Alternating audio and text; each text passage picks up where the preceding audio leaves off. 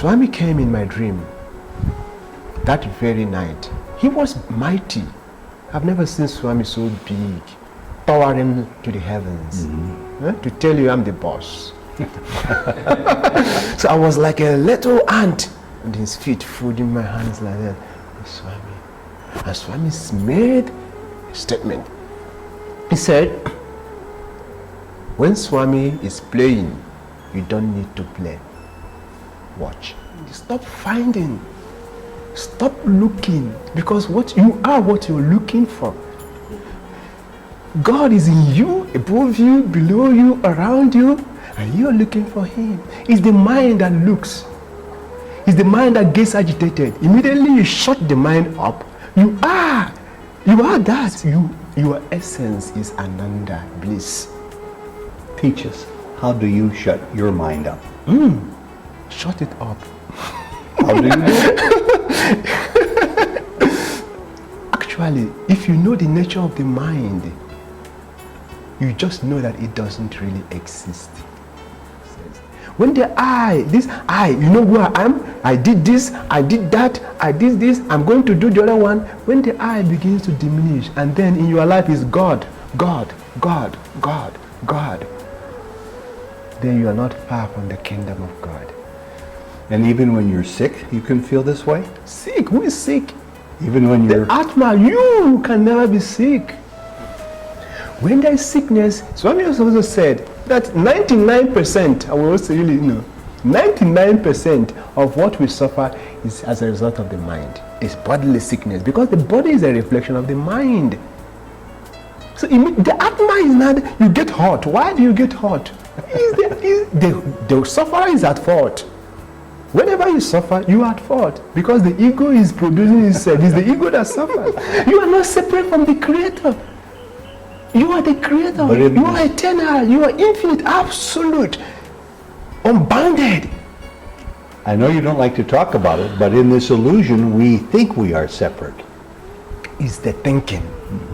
And as long as the thinking persists, you will not understand what I'm talking about. So how do we get around the thinking? Stop the thinking. Talk to those newcomers who have somehow heard the name of Sai Baba, or they've seen his picture, and they're hungry for more, but they don't want to lose their Christianity. Dude, the most important thing is love. If you love Jesus, you will come to the Father of Jesus. You're not going to give up Jesus by coming to Baba. How? The Father and I are one.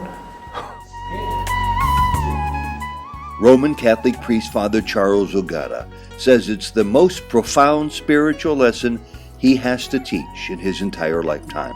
The lesson that Sri Satya Sai Baba, Jesus, Buddha, Moses, and you are one. In part 4 of his video interview series, Father Charles comes the closest yet to capturing the very essence of oneness. Welcome to Souljourns. This interview was recorded in Puttaparthi, India in January 2010.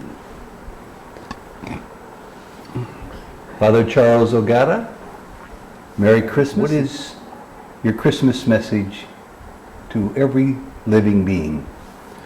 Simple. Let the divine shine within your heart. Let the whole world be enveloped by divine love, Christ consciousness, Christ's love. Jesus said to his disciples, a new commandment I give you. Love one another just as I have loved you. So it is the Jesus love that is going to transform the whole universe.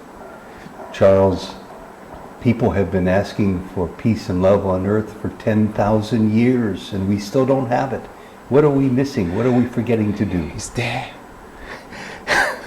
We are neck deep in the ocean, in water, in the stream of God's love, but we don't drink.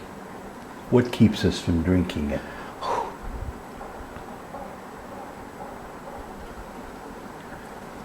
Ignorance, illusion, Maya, lack of discrimination.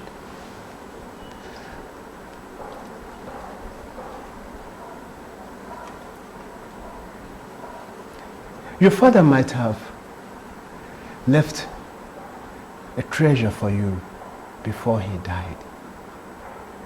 But somehow, you are not aware of that treasure. But it's in your name. You suffer, isn't it? Yes. You don't know.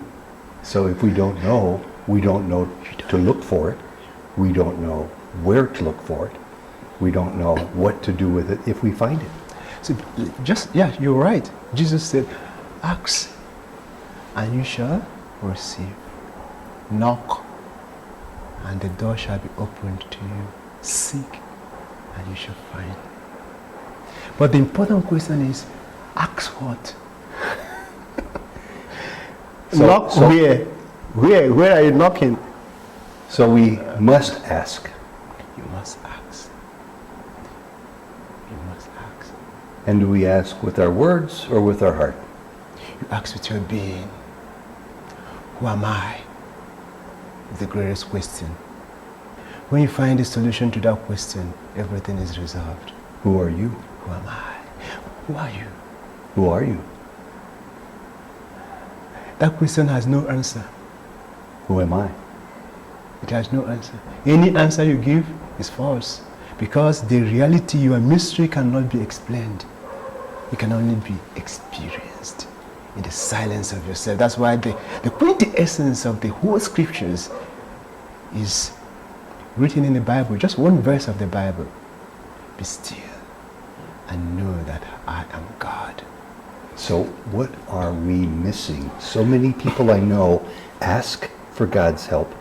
They practice being still. They learn meditation, and they still can't find that spot, that place you speak of. There might be three problems there. One is when you are asking, but you are asking for the wrong thing.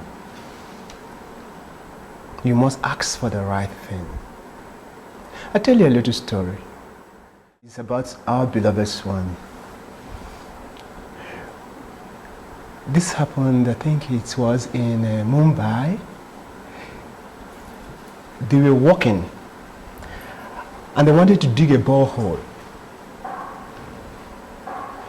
And when Swami came around, they asked Swami, Swami, should we dig the borehole here?